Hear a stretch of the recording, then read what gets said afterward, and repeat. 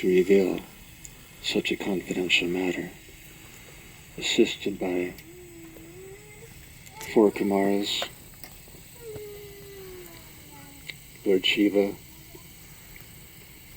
6 Goswamis, Lord Chaitanya, and of most significance to us,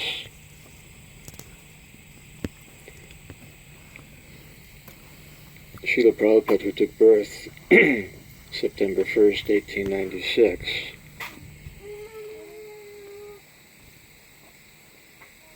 whose family was made so jubilant by the astrological reading. At the age of 70, this boy will cross the ocean, become the greatest exponent of the highest religion, and offer and open 108 temples. Gaur Mohan Dey, a very devout Gaudiya Vaishnava, whose visits Radha Gopinath Mandir every day and take his young son Abai with him. And he would also invite sadhus to his home and serve them with very loving hospitality.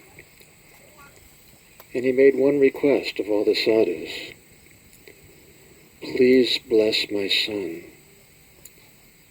that Srimati Radharani will be pleased to bestow her grace upon him. And the evidence of those blessings was pronounced mid-Atlantic, right at this time of year, in 1965, when Srila Prabhupada, aboard Jaladuta, proclaimed, as he's approaching the western shores, eastern shore for us, I am, in his song, for which the refrain states, I emphatically say unto you, all brothers, you will obtain your good fortune from the Supreme Lord Krishna only when Srimati Radharani becomes pleased with you.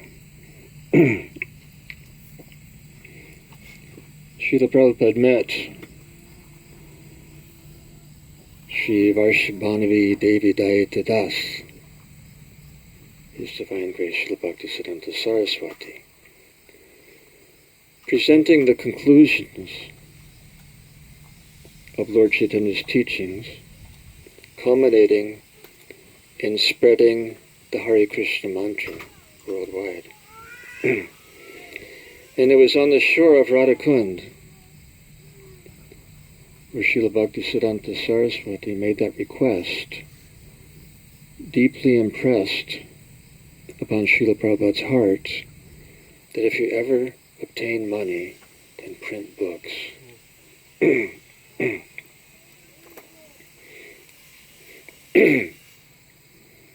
Vasudev Ghosh, in a nutshell, explains that, first, in the negative, if Lord Chaitanya had not come, how could we tolerate living in this world? What would have become of us? Who would ever have known the topmost limit of loving mellows embodied in Srimati Radharani? And Srila Bhaktivinoda Thakur elaborates a little bit in his Radhasthami. He who has failed to carefully worship the lotus feet of Srimati Radharani, which are the abode of all auspiciousness, who has failed to take shelter in the transcendental land, Chintamani Dham, decorated with that beautiful golden lotus named Radha. He who has failed to carefully associate with the devotees of Srimati Radharani, who are very wise and whose devotion to her is very deep. How will such a person ever understand the limit of transcendental mellows? Srimati Radharani is the Adi Guru of Madhurya Ras, and that Madhurya is meant to be discussed and contemplated. He who carefully cherishes the lotus feet of Srimati Radharani naturally attains Krishna, because the Vedas conclude that Krishna is the property of the maidservants of Srimati Radharani.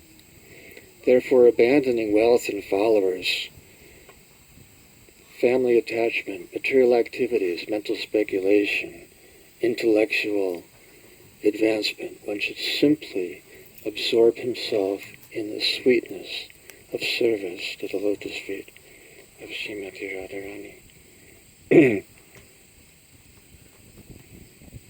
Vrinda Devi, who is presiding in the Moon Tower today, explained it in her own way to Purnamasi, that if Krishna had not descended in Vrindavan with Radha, then this whole creation would be utterly useless. And Krishna confirms that in the Adi Purana, telling Arjuna, O Partha, in all the 14 planetary systems, there's no place so glorious and auspicious as the earth, because on the earth is the town of Vrindavan.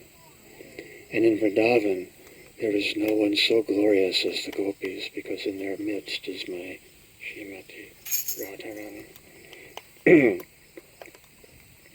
There are many different dimensions that coalesced into the appearance of Srimati Radharani. Srila Prabhupada told it very simply. The king Vrishabhanu was plowing a field, and there in the furrow he found this beautiful baby and took her home to his wife. Srila Rupa Goswami gives some of the background dynamics. Vindhya Parvat was jealous of the Himalayas, whose daughter, Parvati, awarded him, Lord Shiva, as a son-in-law. And Vindhya Parvat worshipped Lord Brahma to attain a son-in-law greater than Lord Shiva. And Brahma appeared to him and blessed him, Tatashtu, it will be so. And then Brahma began to wonder, how can that be?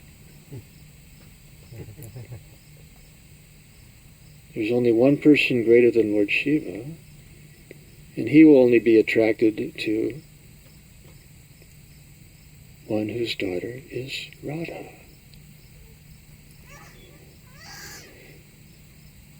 So Vindhya Parvat was blessed with 2 daughters. And during their birth fire sacrifice, Putana, who had already been dispatched by Kamsa to kill all male children and abduct all the females, right in the middle of the sacrificial arena, Putana swooped down, took the 2 babies and flew up into the sky. And the Brahmanas chanted their mantras to kill a witch, and Putana began feeling weaker.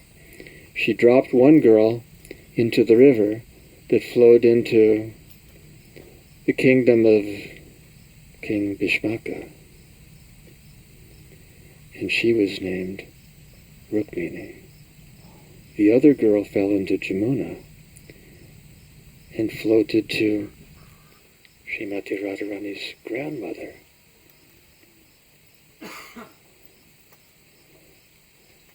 And was entrusted to her mother in due course of time. Meanwhile, King Vrishabhanu and Kirtida, just like their dear friends Nanda and Yashoda, had entered well into the period of old age. and still had no children. And they had tried every puja, yajna, charity, pilgrimage, all to no avail. Finally, Kirtida suggested to her husband the same thing that Purnamasi told Nanda Maharaj: follow Ekadasi Vrata, which they did scrutinizingly.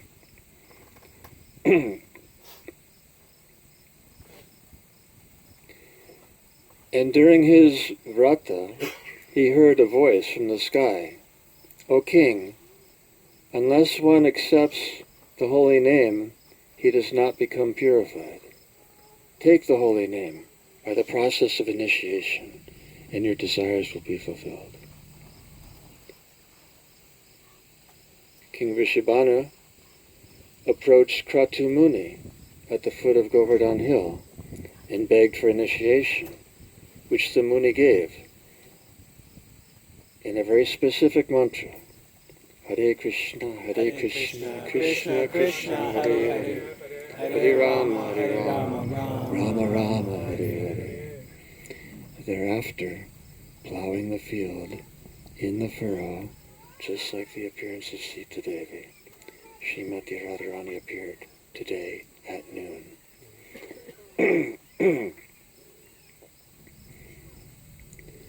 They were simultaneously overjoyed and aggrieved, because the baby girl, more beautiful than any celestials, was blind. Meanwhile, Narada Muni, traveling to Golok, found all the pastimes there were quite pale, and he understood that Krishna has appeared in Gokul. So he came to the house of Nanda Maharaj and worshipped his child, his baby, and proclaimed to Nanda Maharaj and Mother Jashoda that your son is more glorious than Brahma or Shiva. Take good care of him.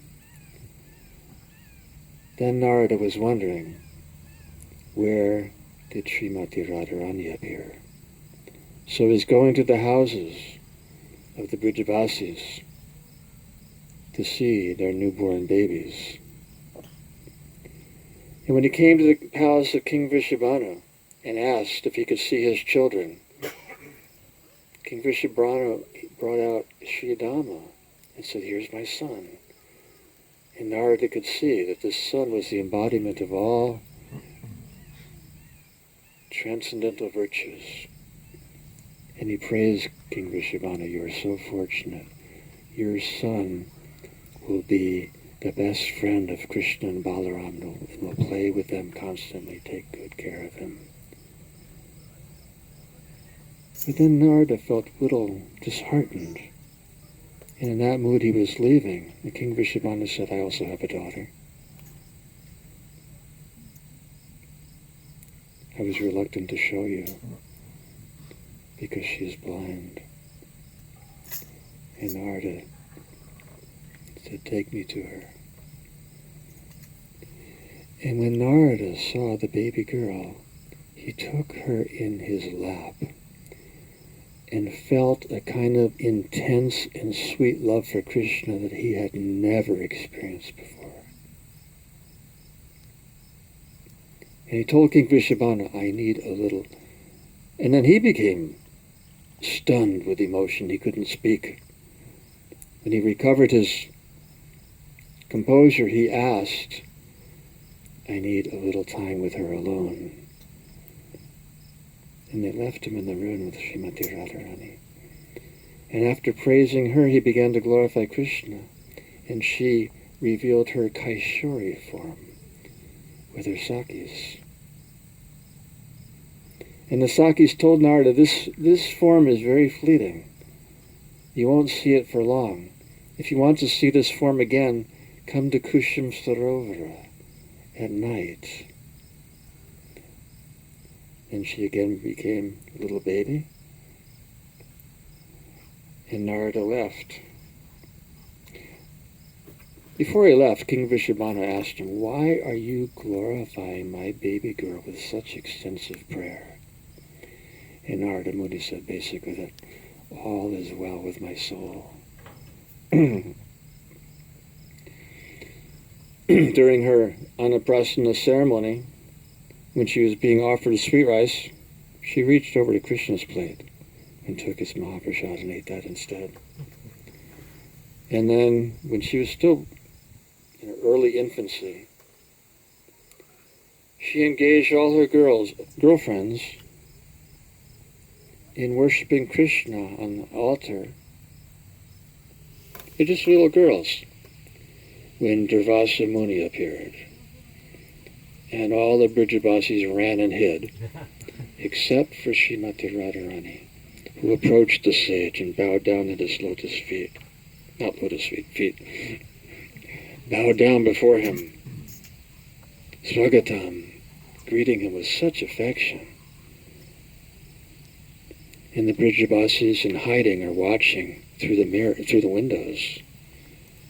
What will happen, knowing that Durvasa Muni, expansion of Lord Shiva, who's easily pleased, which bestows all benedictions, and also easily displeased, which destroys everything. So they were so fearful. But they're noticing that he is becoming overcome with parental affection for this little girl. And he looked around and he saw the altar, and he asked her, how old is a girl when they're this big? 3 years old, maybe? He asked her, "Are you an attentive housewife?" And she said, "No, I'm not married. I have to teach all my friends how to serve Krishna because he's very demanding."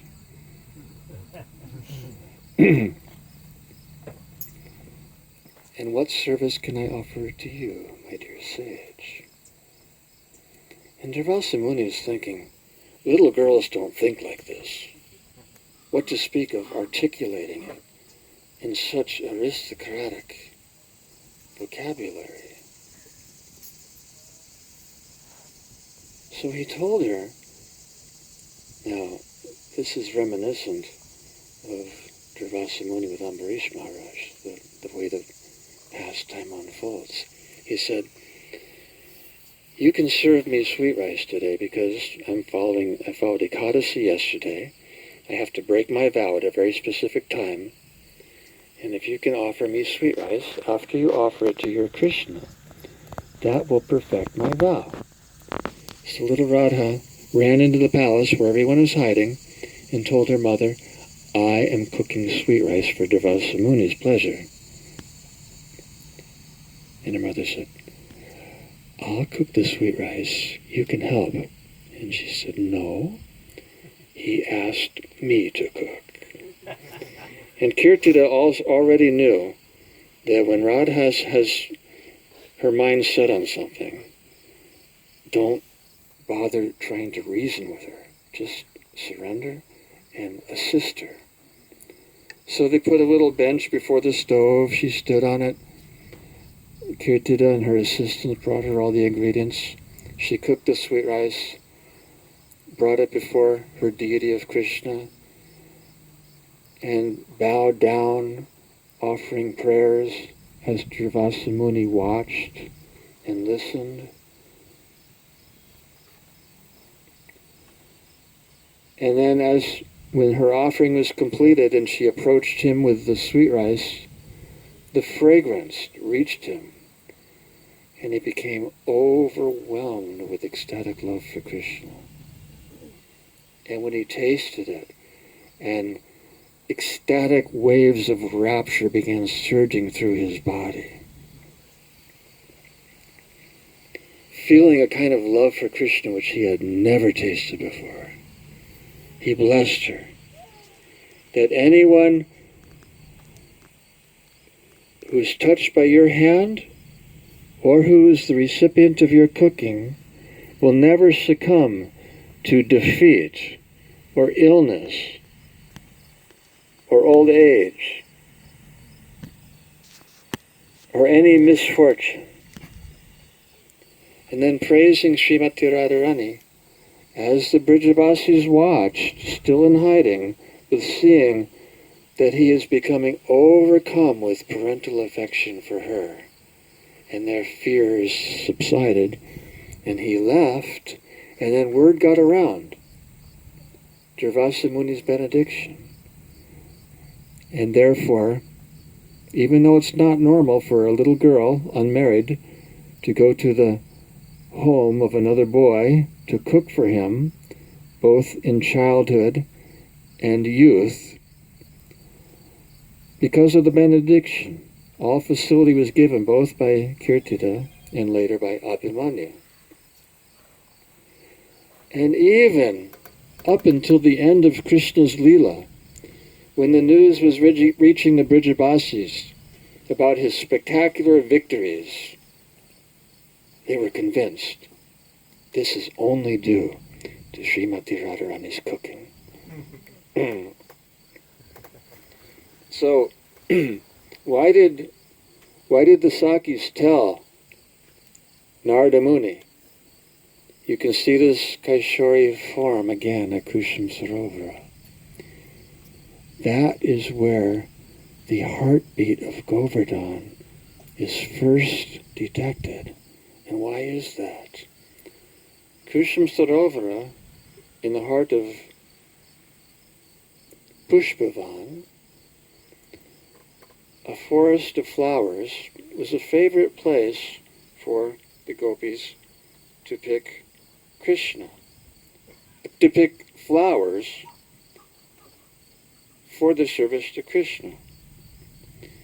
And one day, knowing that they would be coming, Krishna posed as the king's gardener. And he acted as if offended with the gopis. Who is this picking the king's flowers without permission? And they just ignored him. And his eyes rolled in mock anger. He said, arrogant thieves, are you not fearful of my wrath, which is feared by fear personified? Who are you? Identify yourselves. And they said, Srimati Radharani said, we're no one, which in Gopi language means we belong to no one but you. And that was exactly what Krishna wanted to hear. He had great difficulty suppressing his ecstatic emotions, but he did. And he pronounced, you are indeed someone, you are criminals. Because you're defoliating the king's forest and offending the representative of God, the king. That was too much. Radha snapped. Said, who is this posing as the mock sheriff of an imaginary king, accusing young and chaste girls of impropriety? We know your reputation. You ruin all of Braj, trampling it with hundreds and thousands of cows, all wild because of the mischievous antics of your boisterous cowherd boyfriends. And you dare to accuse us? And Krishna defended himself, I am faultless because I am simply representing the king, and therefore I am beyond reproach. Radha responded that how could such a faultless soul as you serve as the judge of innocent girls? When you were a baby, you killed your nursemaid. When you were a child, you stole everything in sight. In youth, you seduced young girls. And now you stand as a mock sheriff to interrogate us. And in the name of Gopal, you killed a calf. And then Krishna was off guard. And then the gopis took advantage. Tie him up, punish him, sentence him. And Srimati Radharani had to come to his rescue. She said, I will pronounce the punishment, which will surely be agreeable to all. I sentence Krishna to braid my disheveled hair.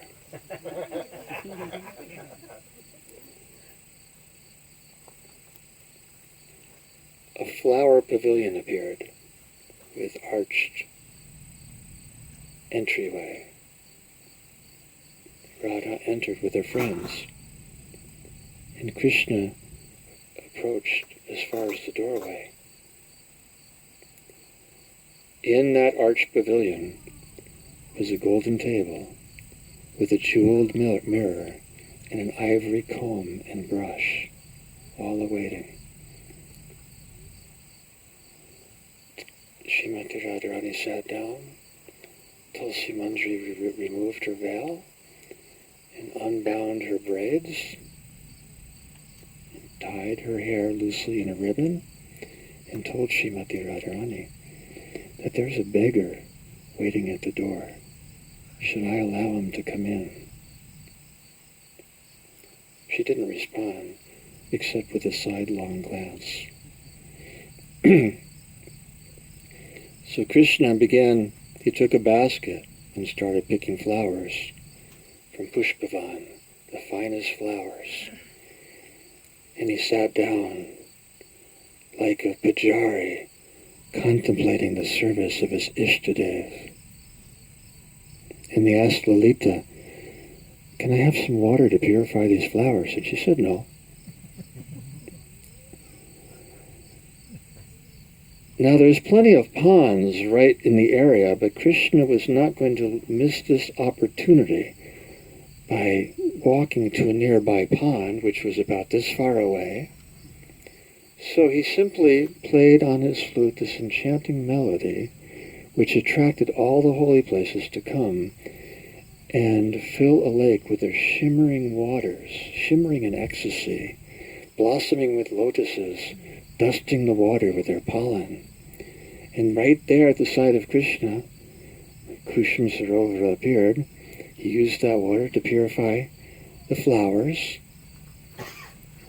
And then, with the utmost care and attention, with a combination of the ivory comb and his own fingers, he began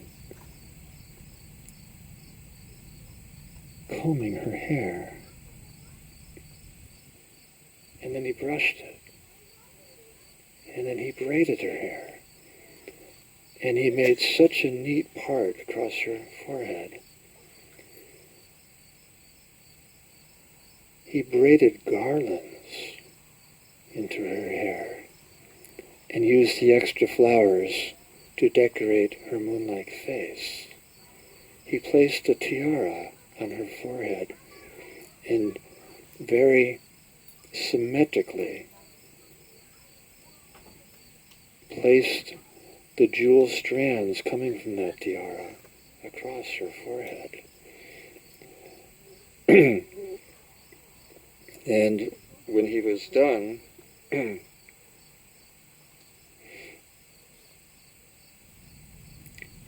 he asked Srimati Radharani, how does it look? She took the mirror, but didn't look at herself. She looked at the face standing behind her. And she said, looks perfect.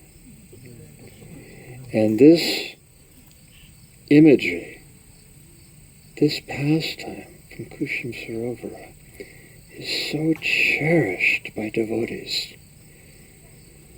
The supreme personality of glory kneeling down as a humble and menial servant before the personification of love and grace, decorating her with flowers emblematic of his affection.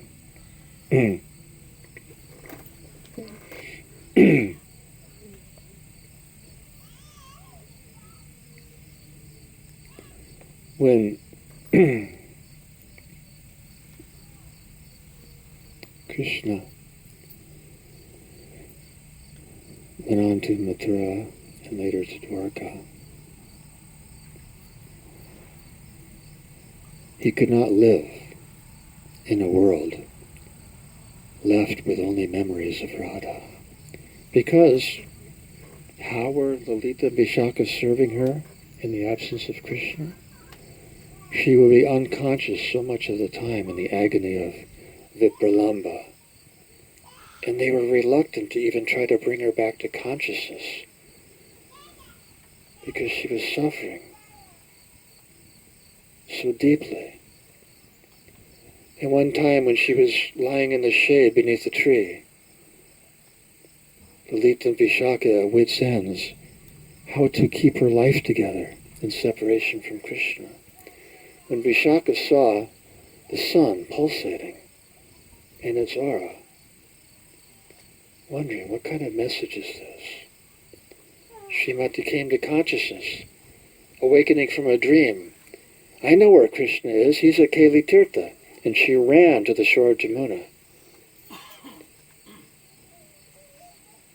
But then why are the cows so lifeless? She peered into the Jamuna, and in a cluster of lotuses, she saw Krishna motioning to her to come. Srimati Radharani entered into the Jamuna, waist deep, neck deep, over her head, deep into the current, and didn't come out. Vishaka followed her and did not emerge.